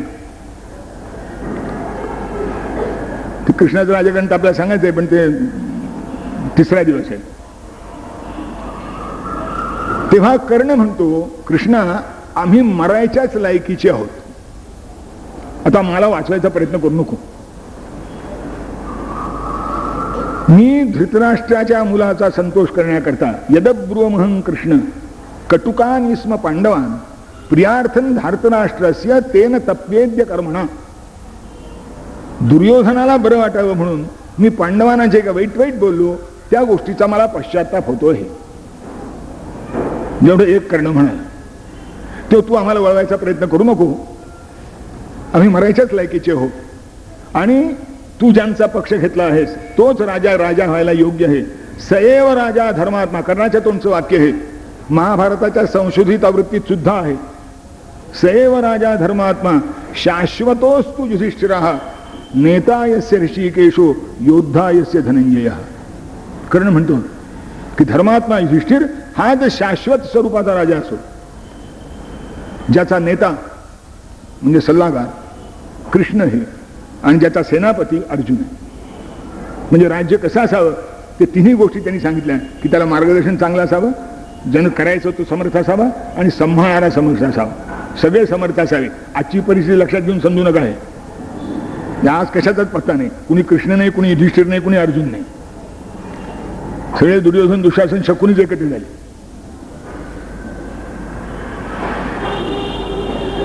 हे दोन आणि म्हणून तो कृष्णाचं म्हणणं न ऐकता पांडव पक्षाला मिळाला नाही, दुर्योधन पक्षातच राहिला. आजच्या आयाराम गायारामच्या काळामध्ये ही कौतुकाची गोष्ट यात शंका नाही की त्यानं आपला पक्ष सोडला नाही. त्याचा सर्वनाश होणार हे माहीत असताना सुद्धा आणि तो होणंच योग्य हे गृहीत धरून. पण तुम्हाला माहिती आहे का इतपत सांगून पण पुष्कळ नसतं. मिर्झा जयसिंगाचं काय झालं? औरंगजेबाचा सरदार होता, शिवाजी महाराजांनी त्याला वळवायचा प्रयत्न केला, तो वळला नाही, औरंगजेबाशी एकनिष्ठ राहिला. मिर्झा राजा जयसिंग औरंगजेबाशी एकनिष्ठ राहताना जितका मोठा तितका दुर्योधनाशी एकनिष्ठ राहताना कर्ण मोठा. संपलं. ज्याच्यापेक्षा जास्त कौतुक काय आहे? कारण कर्णावर जे सगळे सद्गुण लादले आहेत ते सगळे एकापेक्षा एक. शोधलं नाही तोपर्यंत तरी असतात, शोधायला गेले की पत्त्याचा बंगला कोसळल्यासारखे कोसळून पडतात. पहिल्या गोष्ट त्याच्या दातृत्वाचा सांगतो. दानशूर्ण कर्ण म्हणून सगळ्यांना माहिती. अगदी अगदी आधुनिकातल्या आधुनिक आमच्या दादाने सुद्धा कर्णाला दानशूर म्हटलं आहे. माझी त्या तोपर्यंत ना नव्हती. जोपर्यंत या लोकांना तपासायला लागलो तेव्हा कळलं की कर्णाचं दातृत्व काय काय ते सांगणार आहे आपल्याला. म्हणून आता मी प्रसंग झाला कुठे सांगायचा की कर्णासम उदार, कर्ण जसा उदार असावा असं आपल्याला वाटतं तसे हे उदार होते असं सांगतो. कर्ण जसा उदार होता असं सांगत नाही. कर्ण जसा उदार असावा असं आपल्याला वाटतं तसे हे उदार होते असं म्हणतो. कारण कर्णाच्या दातृत्वाचं एकुलतं एक उदाहरण महाभारतामध्ये आहे ते म्हणजे कवच कुंडल दिल्याचं. आता पुन्हा एक लक्षात ठेवण्याची गोष्ट आहे, कवच कुंडल ही जन्मतः कर्णाच्या अंगावर आहेत असं महाभारतात वर्णन आहे. अद्भुत जर नाकारायचं असेल तर कवच कुंडल जन्मतः आहे ते मान्य करता येत नाही. आणि कवच कुंडल जर जन्मतः नसतील तर त्या दानाचं काही कौतुक राहत नाही.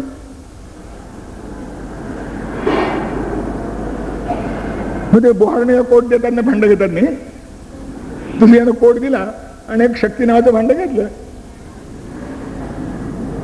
आणि तो ते म्हणतो इंद्र जेव्हा ते मागायला आला कवच कुंडल तेव्हा सूर्यानं त्याला सावध केलं. यानं सूर्याला झिडकारलं. तुम्हाला माझ्या कवच कुंडावर माझा पराक्रम अवलंबून तुम्ही संस्था काय, माझी विद्या एवढी समर्थ आहे की कवच कुंडाला वाचून सुद्धा ती आपला पराक्रम दाखवी, तुम्ही काही काळजी करू नका असं कुर्याला सांगतो. आणि जेव्हा इंद्र प्रत्यक्ष येतो तेव्हा इंद्राला म्हणतो मी तुला ओळखलं आहे पण तुला जर माझी कवच कुंडल पाहिजे असतील, कर्णाच्या तोंडचं वाक्य आहे महाभारताच्या संशोधित आवृत्तीत सुद्धा असलेलं, तस्मात विनिमयं कृत्वा कुंडले वर्मचोत्तमम हरस्व शक्र कामम मे न दद्यामह अन्यथा. की विनिमय करून म्हणजे मोबदल्यात म्हणजे याचं मूल्य दे. म्हणून मी ते बोहारणीचं मगाशी उदाहरण दिलं ते तसंच आहे की ते बोहारणीला कोट देऊन भांड घेत म्हणजे दोघेही आपल्या ठिकाणी खुश असतात. हिला कोटाचा काही उपयोग नसल्यामुळे ते भांड बरं वाटतं, तिला वाटतं भांड्यापेक्षाची किंमत पुष्कळ जुन्या बाजारात जास्त, तर ती खुश असते. आता आज बोहारणी रस्त्याने हिंडतात की मला माहित नाही, आमच्या तरुणपणी लहानपणी होते. त्या विनिमयन कृत्वा की माझं हे मी देतो तुला पण त्याच्या मोबदल्यात मला काय देशील ते दे, नाही तर न दद्यामह अन्यथा, नाही तर मी देणार नाही. आता हे दान झालं. तुला काय पाहिजे म्हणाले, म्हणजे मला एक शक्ती पाहिजे. साहित्यिकांनी लिहिले की कवच कुंडलाचं दान करून अर्जुनाला वाचवण्याकरता कर्ण उदार झाला. महाभारतात हे त्यानं शक्ती मागून घेतली, इंद्राकडून मागून घेतली, तुझी शक्ती मला दे. शक्ती म्हणजे तरी शस्त्र आहे, हत्यार आहे किंवा अस्त्र आहे. इंद्र म्हणतो काय करशील हे घेऊन, जास्तीत जास्त एका वीराला त्यामुळे मारता येईल आणि नंतर ती पुन्हा माझ्याकडे परतील. हा म्हणतो मला एकाच वीराला मारायचंय. आता एक वीर कोण माहित नाही सगळ्यांना, तो अर्जुन आहे. कारण आपल्या पराक्रमाने अर्जुनाला मारू असं कधीच सिद्ध झालं नाही. त्याच्यापूर्वी अनेक वेळा पराभव झालाय त्याचा अर्जुनाच्या समोर. इतकंच नाही तर गंधर्वांचं प्रकरण काढलं कर्णानं, उकरून काढलंय पांडवांना खिजवण्यासाठी. त्या गंधर्वांच्या बरोबर दुर्योधनाचं युद्ध सुरू झालं. ते सगळं प्रकरण सविस्तर ऐकण्यासारखं आहे पण सांगण्यासारखं सांगायला वेळ नाही आपल्याला. मी तिन्ही वाक्यानं महाभारतावर ठेवावी लागते आणि तसं करायचं त्यांचं आधीच ठरलंय. खरं म्हणजे 300 पुरेशी नाही, कारण उकिरडा इतके साचलेले आहेत, किती उकरावे. म्हणून खोटं कसं बोलतात ते नमुन्याचे म्हणून काही उदाहरणं सांगतो. आणि सगळे ह्या जातीचे. त्या रणजित देसाईने राधे म्हणून कादंबरी लिहिली, त्याच्या आधी माझं पुस्तक प्रकाशित झालं. नरहर कुंभकर्ण हे रणजित देसाई हैदराबादला रोज तो माझा कर्ण घेऊन वाचायला बसायचे आणि याचं काय करावं ठरवायचं. हे मला दपन दोषांनी सांगितलं हैदराबादचे. हे रोज प्रकरण चालू होतं. त्यांनी कादंबरी लिहिली. त्या कादंबरीला रणजित देसाईने प्रस्तावना जोडली छोटी एवढी. ही कादंबरी वाचताना महाभारताची पाने चालण्याचे काहीही कारण नाही. प्रत्येकाच्या मनात एक करणे असतो, त्याचे प्रगती करणे. आता राधे नावाची कादंबरी, त्याकरता महाभारताची पानं नाही चालायची, कारण यांचा राधे महाभारतात कुठे सापडतच नाही. आणि लोक त्या कादंबरीला जणू काही महाभारतातली वचन आहेत असं करून ती वचन उद्धृत करतात. की कर्ण असं म्हणतो, खाली पत्ता कोणता राधे कादंबरीचा. कृष्ण असं म्हणतो, पत्ता कुठला, राधे कादंबरीचा. व्यासांचा पत्ता देणं, महाभारताचा पत्ता देणं ठीक आहे, राधे म्हणून कादंबरीचा पत्ता दिला. आणि साहित्यिकांनी, वर्तमानपत्रात लिहिणाऱ्या पत्रकारांनी त्या गंधर्वाशी लढताना पांडवांना खिजवण्याकरता गेले होते. कर्ण असं म्हणाला होता की अरे दैन्यात सापडलेल्या शत्रूला आपलं वैभव दाखवून खिजवण्यात जो आनंद आहे ना तो पुत्रप्राप्तीत सुद्धा नाही. हे कर्णाचं उदात्तपण. तेव्हा तुझ्या स्त्रिया या वस्त्रालंकारांनी नटलेल्या आणि द्रौपदी वल्कल नेसलेली, तिला त्यांना पाहून जे दुःख होईल ते पाहण्यात जो आनंद आहे तो मोठा विलक्षण आहे. आपण तो भाऊ उचल. तो म्हणला बाबा परवानगी देणार नाहीत. तुला मी काढतो. ते काही वातट पोरं असतात ना की त्यांना जायचं असं नाशिन मला, पण बाप असतो खवट. म्हणजे एकेकाळी होता तो सहजा मुलांना परवानगी द्यायची नाही. मग त्याचा मित्र आम्ही शिकवणीला जातो, आज स्पेशल क्लास घेणार आहेत आमचे गुरुजी. हा तिकडे जाऊन बाहेर पडला इकडं. तसे हा काय म्हणाला आम्ही गोग्रहणाला जातो, म्हणजे घोषयात्रेला जातो. घोषयात्रा म्हणजे त्यावेळेला गौळवाडे तपासण्याची पद्धती होती, संपत्ती होती ती. त्या गौळ गोरे किती, कालोडी किती, वय काय काय झाली आहे, कामाची किती आहे, बिनकामाची किती आहे असं वर्णन केलं असेल. त्याला तपासणी, त्याला घोषयात्रा म्हणत. म्हणजे इन्स्पेक्शन आजच्या भाषेमध्ये किंवा ऑडिट त्या गोशाळेचं. त्याच्यावर हे गेले. ते वाटेमध्ये एक सरोवर होतं. जलक्रीडा करण्याची इच्छा झाली दुर्योधनाला. त्याच्या आधी गंधर्व तिथे जलक्रीडा करीत होता. तो म्हणला रे तू बाहेर निघ, मला जलक्रीडा करायची. मी तुला ओळखत नाही म्हणाला. मी आधी आलोय, माझ्या नावानं बुक केलंय स्विमिंग पूल, माझ्या नावावर तू ये. आता हा त्याला वाटलं मी इथला युवराज आणि मला हा नाही म्हणतो. युद्ध सुरू झालं. युद्धामध्ये सगळ्याच्या आधी कर्ण पळाला. कर्णाचं पाहून इतर सैनिक पळाले. दुर्योधन अहंकारी तो तसाच लढत राहिला, सापडला, त्याला गंधर्वांनी बांधला, घेऊन चालले. हे काही सेवकांनी पांडवांना जाऊन सांगितलं. युधिष्ठिर महाराज तिथे होते, त्यांनी ते ऐकलं. त्यांनी दुर्योधनाला, भीष्माला आणि अर्जुनाला सांगितलं जा म्हणे त्या दुर्योधनाला सोडून आणा. भीमला बरं झालं जे आपण करणार होते परस्पर झालं, नाही तर आपल्याला तेच करायचं होतं ना. नाही, महारामध्ये म्हणायचं वयम पंचाधिकशतम. त्याचं मोरपंतांचं भाषांतर आहे. जरी आपसात भांडण तरी ते 100 असू आम्ही 5, परका शत्रू येता आम्ही आहोत 105. की आपसात भांडण आहे हे ठीक आहे, ते 100 आणि आम्ही 5 असू, पण आज परका शत्रू येतो आहे आणि आपल्यातल्या एकाला घेऊन जातो आहे. आपण आज 105 आहोत. आपण हे जर लक्षात ठेवलं असतं तर भारताच्या कपाळी कधीही दैन्य आलं नसतं. आम्ही हे विसरलो. बाकीच्यांनी लक्षात ठेवलं. पृथ्वीचंद्र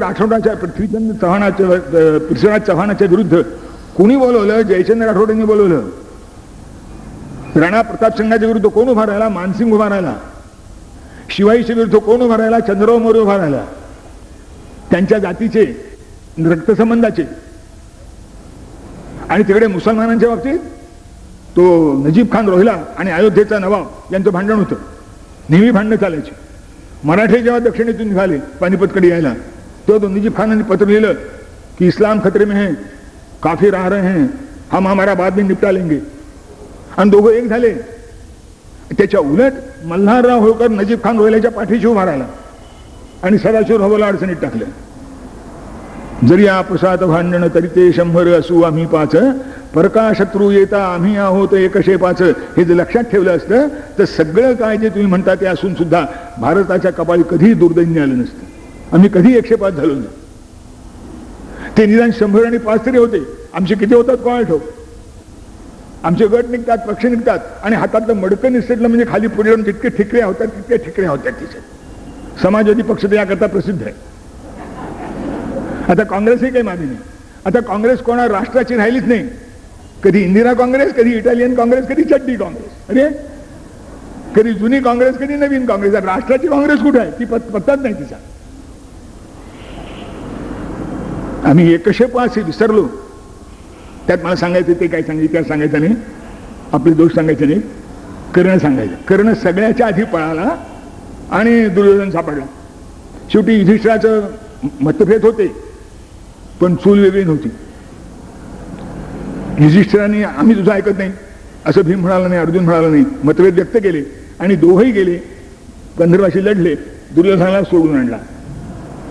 आता तो भीम त्यानं बहुधा त्याला जसा बांधलेला होता तसाच आणून उभा केला. आता हा खिजवायला निघालेला बांधलेल्या स्थितीत द्रौपदी पुढे उभा राहिला. काय नशीब याचं. म्हणून हे प्रायोपवेशनाला बसले.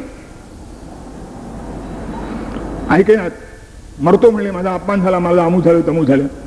कर्ण त्याची समजूत काढायला गेला, हातात मुसंब्याचा रस घेऊन. हे माझं, हे महाभारतात नाही. इथं कोणीतरी मला विचारलं तुम्ही महाभारताच्या आधी सांगता मुसंब्याचा रस कुठे घेतो, पण ते आजचं समजावं प्रायोपेशन म्हणून सांगितलं आपल्याला. म्हणजे दुर्योधनाचं प्रायोपेशन तसंच होतं. कर्णाने काय समजूत काढली, अरे म्हणले तुला लाज कशाची वाटली, पांडवांनी आपल्याला सोडवावं काय, त्यात काय भेटलं, तू राजा आहेस, ती प्रजा आहे तुझी, प्रजेनं पराक्रम करायचा आणि राजाला यश मिळायचं. तसं झालं, ती मोसंबीचा रस तो प्यायला आणि उठून आले दोघं.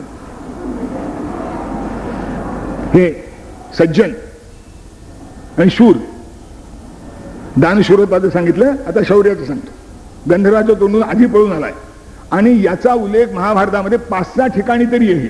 ज्या ज्या वेळेला कर्ण अहंकाराने बोलतो मी असा आहे मी तसा आहे, तेव्हा त्याचे शत्रू समोर असतात ते विचारतात, तेव्हा तुम्ही काय दिलेलं सांगा ना, त्या गोग्रहणाच्या वेळेला काय झालं सांगा ना, गंधर्वानं तुला दुर्योधनाला पकडला होता त्यावेळेला काय झालं सांग ना, आता घ्यायचा अभिमान होतोस. महाभारताचं युद्ध सुरू झालं आणि त्या भारतीय युद्धामध्ये 10 दिवस भीष्माचार्य लढले आहेत आणि भीष्म लढतायत तोपर्यंत मी लढणार नाही अशी प्रतिज्ञा आहे कर्णाची. का तर भीष्माने म्हणे त्याचा अपमान केला, त्याला अर्धरथी ठरवलं. दुर्गावी भागवत यांनी लिहिले की कर्णाची जात आठवली, कर्णाची जात सूतपुत्र आहे तो, म्हणून भीष्माने त्याला अर्धरथी ठरवलं.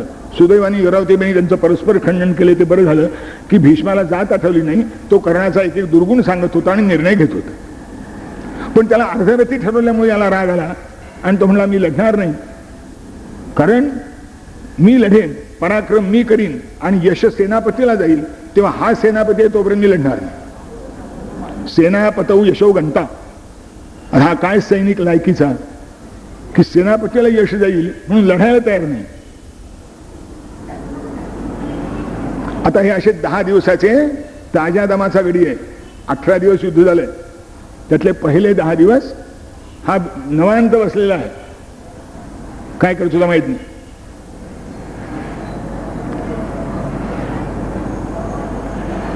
पुढे 10व्या दिवशी भीष्माचार्य शरपंजरी झाले, द्रोणाचार्यांना अभिषेक झाला आणि कर्ण युद्धात आला. पहिला पराभव त्याचा अभिमन्यूने केला, दुसरा सात्यकीने केला, तिसरा अर्जुनाने केला. सात्विकीने त्याला इतका हैराण केला की जयद्रथ, दुःशासन, कर्कृप यांनी कसं बस त्याला सात्विकी बसून सोडावलं. महाभारतात आहे. पुढे त्याची भीमाशी गाठ पडली आणि त्या भीमानं त्याला इतके वेळा तासला आहे, फक्त मारला नाही, कारण अर्जुनाची प्रतिज्ञा आहे कर्णाला मारीन अशी. त्या रणभूमीवर केलेल्या आगाऊपणावर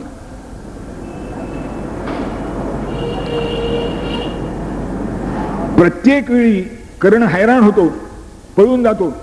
हा, त्याचे पळून जाण्याचे मात्र तऱ्हा आहेत. कधी स्वतःच्या पायाने पळतो, कधी दुसऱ्याच्या रथात बसून पळतो, कधी घोड्यावरून पळतो, पण पळतो, थांबत नाही.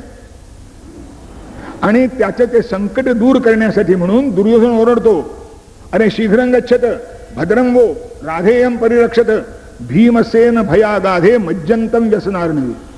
भीमसेनाच्या भयानं निर्माण केलेल्या समुद्रामध्ये कर्ण बुडतो आहे, तुम्ही चौकत जावा, तुमचं भलं असो, त्याला वाचव.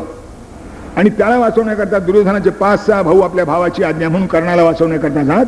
भीम त्यांना ठार मारी आणि याला काही करता येत नसे, त्याचं रक्षण करता येत नसे. अर्जुन ज्याच्या पाठीशी उभा आहे त्याच्या रक्षणाचा प्रश्न असेल. द्रोणाचार्य जेव्हा सेनापती झाले तेव्हा दुर्योधनाला म्हणाले मी प्रसन्न आहे. म्हणजे खुर्चीचा मोह इतक्या म्हातारपण सुद्धा होतो. भीष्माचार्य द्रोणाचार्य प्रसन्न झाले, तुला काय देऊ म्हणाले. ते म्हणजे युधिष्ठिराला जिवंत धरून माझ्या स्वाधीन करा, जिवंत धरून करा म्हणाल्याबरोबर द्रोणाचार्य म्हणाले म्हणजे तुझ्या मनात थोडं तरी त्याच्याविषयी काही ममत्व आहे. मात्र सॉफ्ट कॉर्नर, मराठीत सांगतो, ममत्व सदा संस्कृत आहे. तुझ्या दुर्योधनाविषयी तुझ्या मनात थोडा तरी सॉफ्ट कॉर्नर आहे. नाही नाही म्हणा, तसं काही नाही.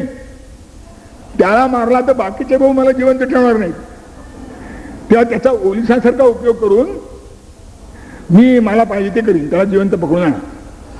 द्रोण म्हणाले अर्जुन जर त्याच्या पाठीशी असला तर हे शक्य नाही.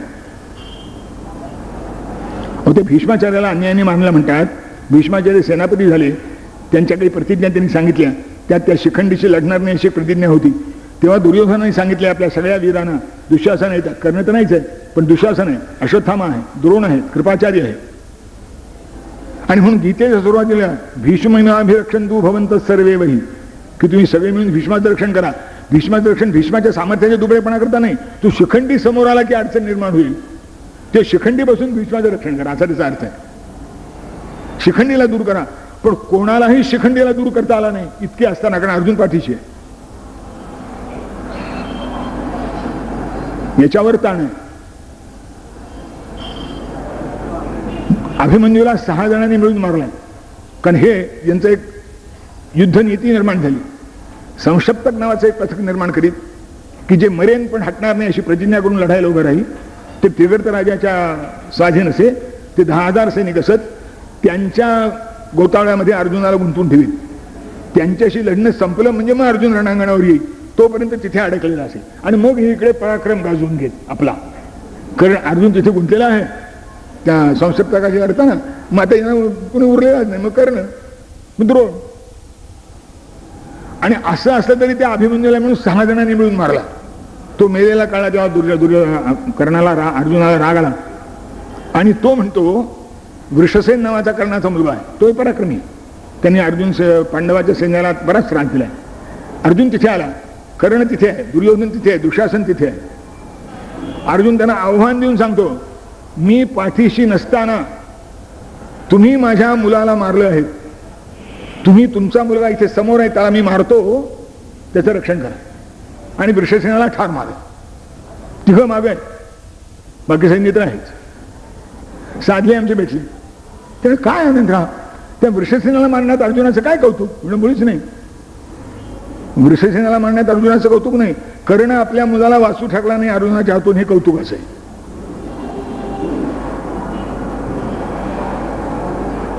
आता हा शूर त्या भीमाच्या पुढे आणि साध्याने लिहिले की ते गदायुद्धात कर्णाचा पराभव झाला. गदायुद्ध आहे हे धनुर्युद्ध आहे. जेव्हा जयद्रथाच्या वधाची प्रतिज्ञा झाली तेव्हा कर्णावर विश्वास असलेला दुर्योधन म्हणतो की कर्णा, आता ही आपल्या यशाची परीक्षा आहे, एककृष्ण फार सोपं आहे, जयद्रथ आजच्या दिवस वाचला की आपला विजयच विजय, कारण अर्जुन मारणार, अर्जुन मला की संपलं.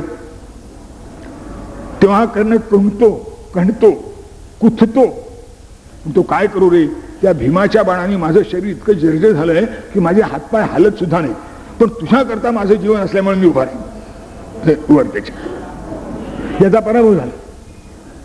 शेवटी दुर्योधनाला म्हणावं लागलं की ज्याच्या भरवशावर मी उभा राहिलो स कर्ण हा निर्जित संख्ये हतश्चैव जयद्रथा, ज्याच्या भरवशावर उभा राहिलो तो कर्ण पराभूत झाला आहे आणि जयद्रथ मात्र मेला आहे.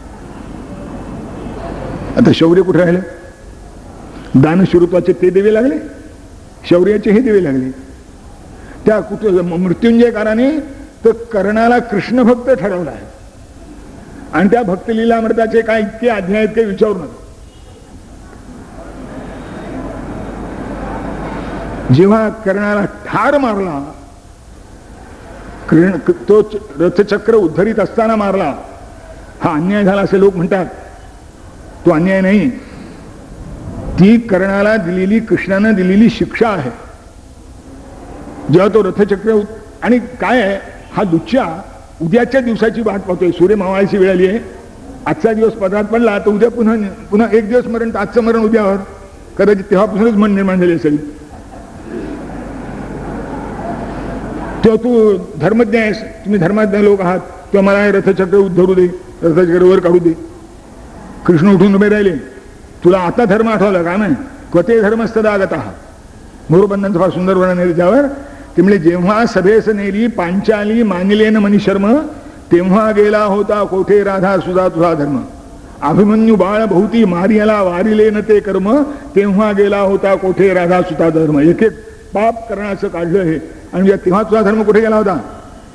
आम्ही रक्षित असो धर्माला, आम्ही धर्माचं रक्षण करतोय म्हणाले. एक तर राजधर्माचं रक्षण करतोय, समष्टी धर्माचं रक्षण करतोय, आणि धर्माचं नाव युधिष्ठिरही आहे, तेव्हा युधिष्ठिराचे रक्षण करतोय.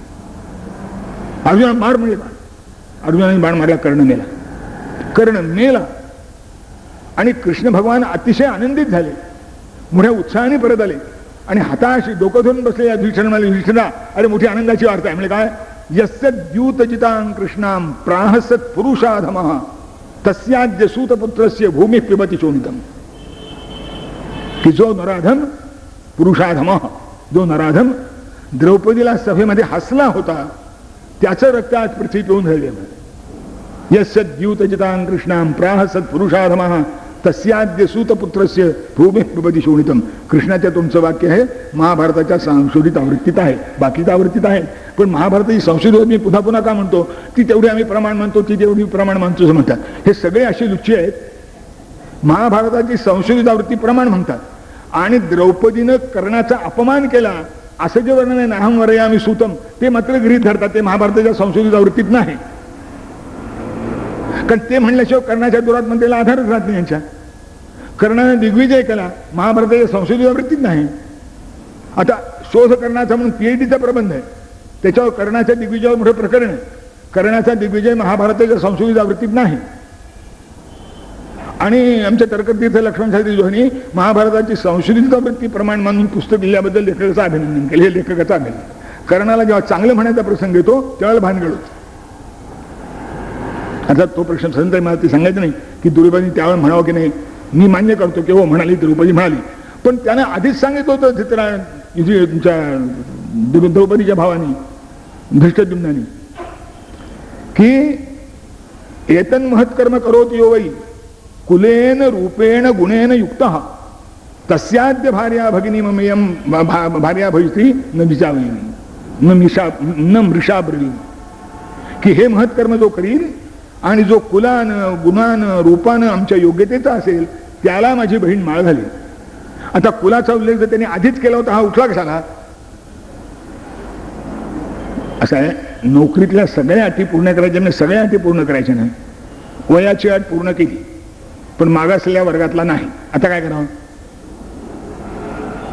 पदवी आहे पण मागासलेल्या वर्गातला नाही, आरक्षण नाही, ते काय पर्सेंटेज आहे त्यात बसत नाही, अर्ध नामंजूर होते ना. तसा कुलेन रूपेन गुणेन युक्ता जर नाही तर उठला कशाला? फक्त येतन महत्व कर्म करोति बाई, आणि तेही त्याला करता आलेलं नाहीये. महाभारताच्या संशोधित आवृत्तीमध्ये ते श्लोक आहेत, म्हणजे हा तर श्लोक नाहीच, मी कर्णाला वरणार नाही अशा अर्थाचा श्लोक नाही, पण पुढचा जो श्लोक आहे जेव्हा अर्जुन उठला तो ब्राह्मण वेशात आहे, ब्राह्मण वेशात आहे. आणि तो जेव्हा उठला त्यावेळेला जाती विशेषाप्रमाणे पराक्रम असावा, गुणधर्म असावे अशी परंपरा आहे. तेव्हा ब्राह्मण वेशातला अर्जुन हा धनुर्भंग करायला उठला, लक्षभेद करायला उठला आहे. हे पाहिल्यावर सगळे क्षत्रिय राजे म्हणाले, अरे यत कर्ण शल्य प्रमुखैः पार्थिवैः लोकविश्रुतैः नानतम बलवद्भिर्यत धनुर्वेद परायणैः स कथम ब्राह्मणो सज्जात. की धनुर्वेद परायण असे शल्य कर्ण यांना सुद्धा जे धनुष्य वाकवता आलं नाही, यांना जे धनुष्य वाकवता सुद्धा आलं नाही, कर्णाचं नाव आहे त्यात. हे संशोधित आवृत्तीतही आहे, जुन्या आवृत्तीत आहेच आहे. आता धनुष्य वाकवताच आलं नाही तर द्रौपदी म्हणते कशाला मी नायंवर यामी म्हणून, आणि अर्जुनाने तो पण जिंकला. आता क्षत्रिय ब्राह्मणाची निंदा करतायत. कर्ण त्या स्वयंवर जेव्हा झालं त्या स्वयंवराच्या सगळे उभे राहिले अर्जुनाशी लढायला. अर्जुन भीम दोघंच आहेत. त्यात कर्णाचा पराभव झालाय. तो पराभव होतोय तर आपल्याला काही जिंकता येत नाही म्हणून कर्ण स्वतःची शेखी मिरवण्याकरता म्हणतो, का रे तू इंद्र आहेस काय, तू परशुराम आहेस काय? अर्जुन सांगतो नाही नाही मी साधा ब्राह्मणच आहे, इंद्र नाही परशुराम नाही. तस्मात कर्ण स्थिरो भव, तो उभा राहा युद्धामध्ये, स्थिर राहा. हे पळून गेले का? ब्राह्मण तेज तदा जय्यम मनमाना, की ब्रह्मतेज आहे हे काही जिंकलं जाणार नाही म्हणून पळून गेले. आता द्रोणाचार्यशी कृपाचार्यशी भांडताना ते ब्रह्मतेज नव्हतं, याच्यातून मार खाल्ल्यानंतर याला ब्रह्मतेज आठवलं. म्हणजे मी आणखीन एवढ्या करता सांगतोय की सन्मान आणि निंदा त्या त्या संस्कारात जातीचा उल्लेख करून होत असेल. एक एवढी गोष्ट सांगतो आणि ज्या जातीय वादाकरता नेहमीच चळवळ आरडाओरड होतो त्याचा प्रकार सांगतो. आता याला ब्राह्मणाला हे धनुष्य वाकेल कसं असं क्षत्रियांनी म्हणणं ही ब्राह्मणाची निंदा आहे की नाही?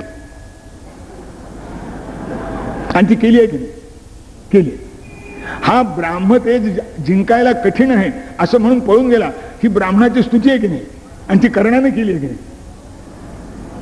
त्या परशुरामाच्या वेळेला काय झालं, मी खरं तेच नेहमी बोलतो. त्या मृत्युंजयातला कर्ण म्हणतो तुझा कर्ण कधी खोटं बोलणार नाही. आता परशुराम त्याच्याकडे शिकायला जाताना मी भृगु कुलातला ब्राह्मण आहे म्हणून गेला. तिथे अतिशय नम्रतेने राहिला. द्रोणाचार्याजवळ ती नम्रता दाखवली नाही, तिथे नम्रतेने राहिला. एक दिवस त्यांचं शिक्षण संपत आलं. तर आता परशुराम वय वय म्हणा काय म्हणा वन बनिवाराला गेले होते, थकले, जरा झोपायचं होते त्यांना. कर्णाच्या मांडीचं उसं करून परशुराम झोपले. खाली एक किडा सापडला होता मांडी खाली, त्याने ती मांडी कोरायला सुरुवात केली. हा असा बहादर की त्यानं मांडी हलवली नाही, आपल्या गुरुची झोप मोडेल म्हणून. रक्त व्हायला लागलं, ते रक्त परशुरामाच्या अंगाला जेव्हा लागलं तेव्हा परशुराम जागे झाले. पाहिलं तर याच्या मांडीतून रक्त येते. त्यांनी पहिला प्रश्न विचारला, तू ब्राह्मण नाहीस म्हणाले. ब्राह्मण इतका शोषित कुठला असतो. आता ही ब्राह्मणाची निंदा आहे की नाही, आणि ती परशुरामानेच केली आहे की नाही. कर्ण खोटं बोलतो. आता कर्णाचं मोठं पण कुठं राहिलं. कर्ण आणखीन सुद्धा पुष्कळ सांगण्यासारखं आहे, पण आपली वेळ अतिक्रांत होते, त्याची आवश्यकता आहे. मला एकच आपल्याला सांगायचं आहे की आधुनिकाचं जेव्हा पुस्तक तुम्ही महाभारताचे समजी बघाल तेव्हा हे सगळं खोटं असलं पाहिजे असं गृहीत धरूनच बघा. त्यातल्या त्यात जिथे कौरव पक्षाची स्तुती आणि पांडव पक्षाची निंदा असेल ते तर 100% खोट आहे म्हणून समजा. अतिशय घाणेरडे लिहितात, अतिशय घाणेरडे लिहितात. अगदी अलीकडे ती कानडी कादंबरीची एक मराठी भाषांतर झालेली पर्व नावाची कादंबरी आहे. दुर्दैवाची गोष्ट आहे, माय माऊलीनंच ते भाषांतर केले. त्याच्या शेवटी जेव्हा सहनिसंतान होतं पांडवांचं, तेव्हा ती कुंती द्रौपदीला सांगते की तू गर्भाधारणक्षम आहेस, आता नवीन पुत्र संतती निर्माण कर. याच्यापेक्षा आणखीन लाजीरवाणं काही प्रकार नाही महाभारती युद्ध संपल्यानंतर. आणि हा कादंबरी आपण वाचतो आणि त्याच्यावर ठरवतो बरं महाभारताला हात लावायची सोय नाही. एक तर संस्कृतमध्ये एवढं मोठं आहे, 1,00,000 संहिता वाचायची कोणी. तेव्हा आयत्या पीठावर एवढ्याला आपण जातो की विद्वान आहे, मला जे लिहिले पत्र लिहिले की तुमचं पुस्तक वाचायला घेण्यापूर्वी मी तुम्ही ज्यांचं खंडन केलं त्यांची सगळ्यांची पुस्तक वाचली होती. आता महाभारतासंबंधी आपल्याला समजायचं काही शिल्लक राहिलं नाही असं मला वाटलं, पण तुमचं पुस्तक वाचलं आणि मी आधी थक्क झालो.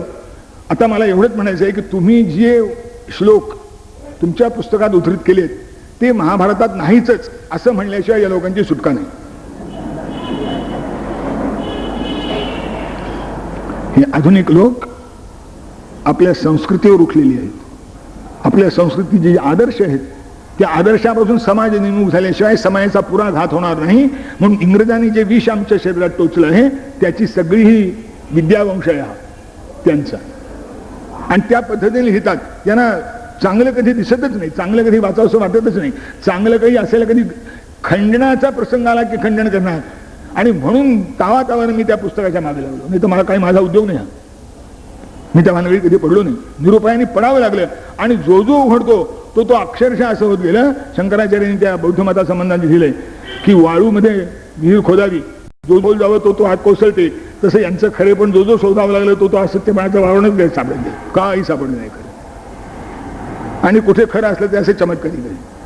म्हणून महाभारतासंबंधी अजून एक जेव्हा लोक लिहितील तेव्हा 100 वेळा सावध राहा. मी आत्ता पुन्हा एकदा पूर्वी याच्या पुष्कळा बोललोय. 30 वर्ष होऊन गेली त्याला, 30-35 वर्ष. पुन्हा इतक्या वर्षांनी या प्रसंगाला त्यावेळेला मी जाहीर सभेत सांगत असे की माझं म्हणणं मी आधारा वाचून बोलतो हे असं जर कोणी सिद्ध केलं तर कान भरून चौकात माफी मागायची माझी तयारी आहे. आता संन्यास घेतल्यानंतर सुद्धा माझी ती पूर्वीची प्रतिज्ञा कायम आहे की मी जे म्हणतो ते खोटं आहे असं महाभारताच्या आधारे दाखवलं पाहिजे, कादंबरीच्या नाही, महाभारताच्या आधारे दाखवलं पाहिजे. आपण शांतपणे ऐकून घेतलं. धन्यवाद. कुंडली कवरदा हरी विठ्ठल सद्गुरु ज्ञानेश्वर तुकाराम महाराज की जय. जय जय रघुवीर समर्थ. एक 5 मिनिटं